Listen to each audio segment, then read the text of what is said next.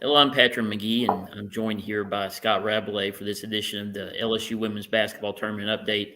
The Tigers are coming off a big 66 to 42 win over Michigan to advance to the Sweet 16. And Scott, if you would just, what did you see? What did you kind of take away from that big win?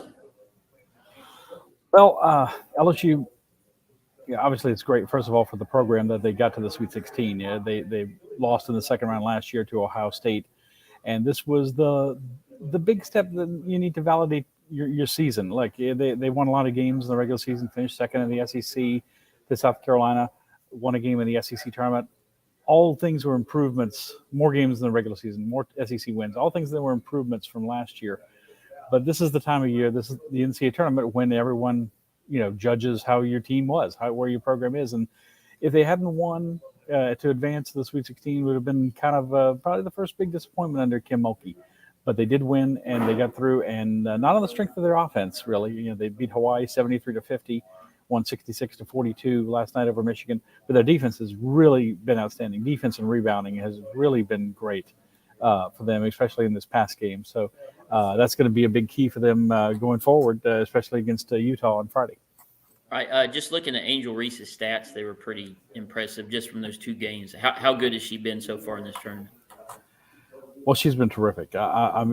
Two games. She's the first game she tied an LSU NCAA tournament single game record with 34 points, tied the record set by Marie Ferdinand back in 2001 against Purdue.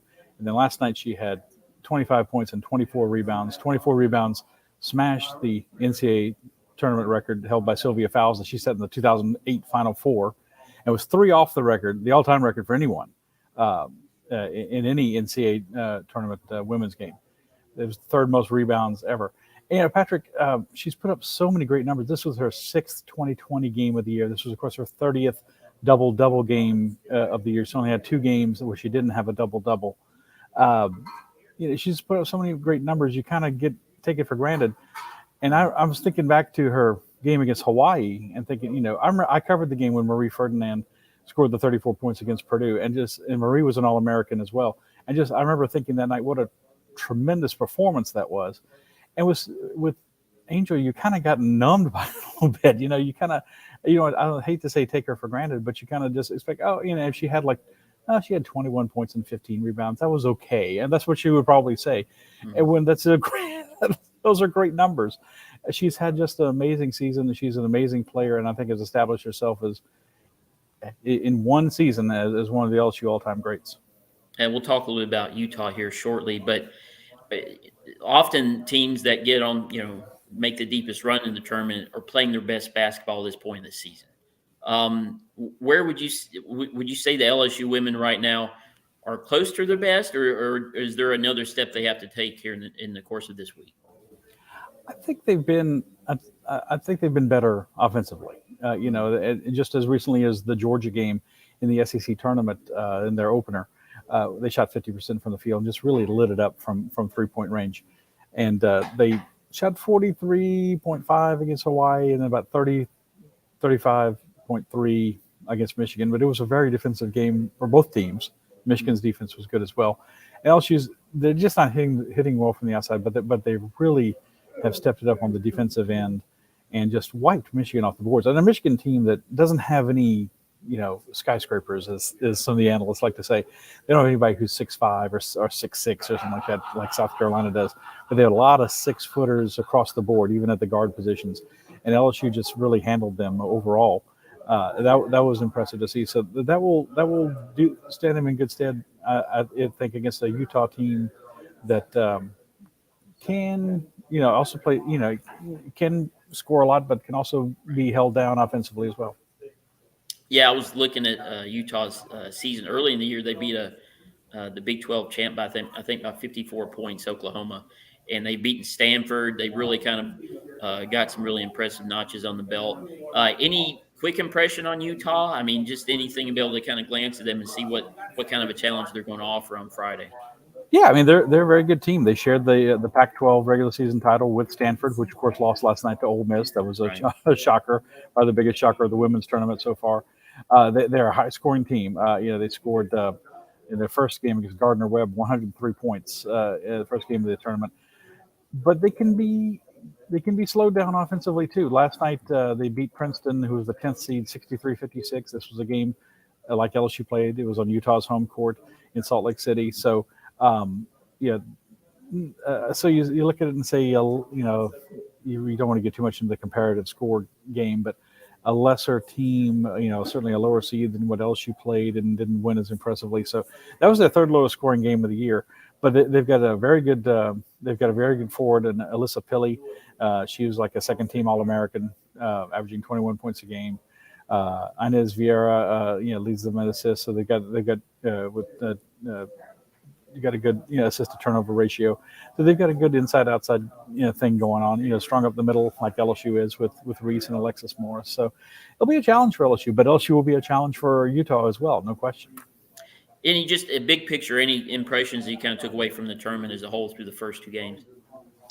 Yeah, just a lot of chalk, as they say. You have a chance for the top four seeds in LSU's regional to advance. Indiana's playing tonight, the number one seed.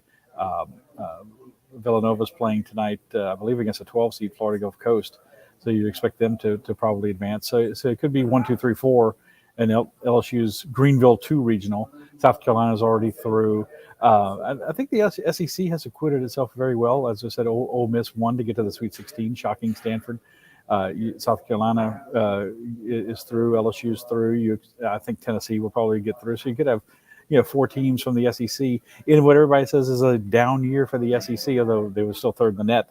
And even the teams that have lost, Mississippi State and a couple of the other teams have acquitted themselves pretty well. So I think it's been that's been what you expect. I still think you still think a team like UConn is playing well at the right time.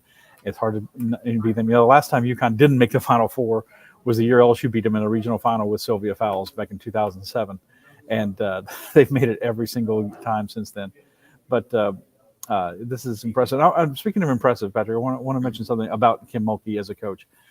When they won against Hawaii, that was the 20th straight time she has won her NCAA tournament opener. For her very first year at Baylor, they lost. They were one and done. And since then, they've at least won a game, to get to the second round. Of course, most times they're in the Sweet 16 to Elite 8, Final Four. But the consistency of her career, she's won at least 20 games every single year. And people can say, yeah, it's women's basketball. There aren't any good teams. You still have to do it on a consistent basis. And it's still hard to do. And you can have a great team like Stanford and not make it. And the fact that LSU got there, I think, is a huge step forward for the program. And you just expect even bigger things for them in the years to come. Just reading Coach Mulkey right now, how confident do you think she is right now that this team can make a deep run? She's hard to read in some ways, in that she's like, hey, we haven't done anything yet.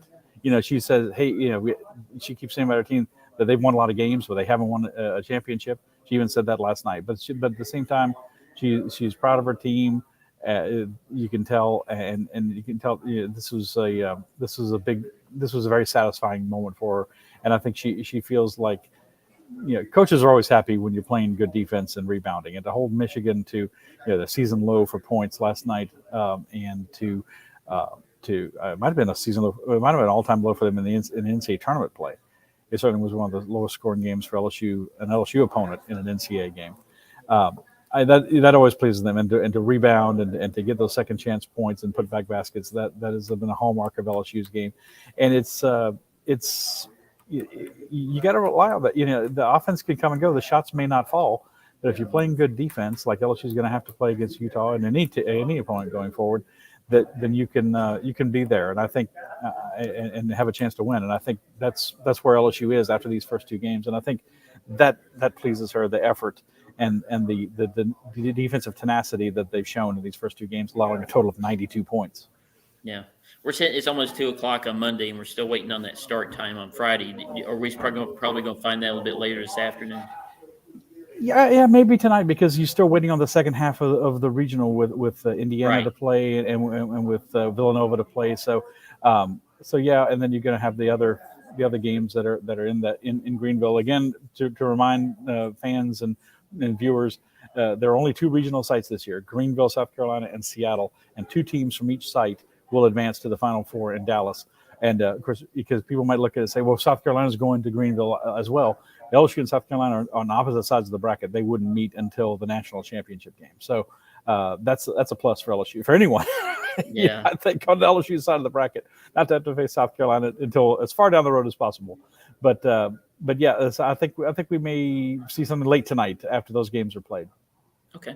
All right. Well, Scott, I appreciate it. And we'll be back here both Wednesday and Friday looking ahead to Friday's big game in the Sweet 16. And thanks, Scott. And thanks to everybody who watched this talk about the Lady Tigers.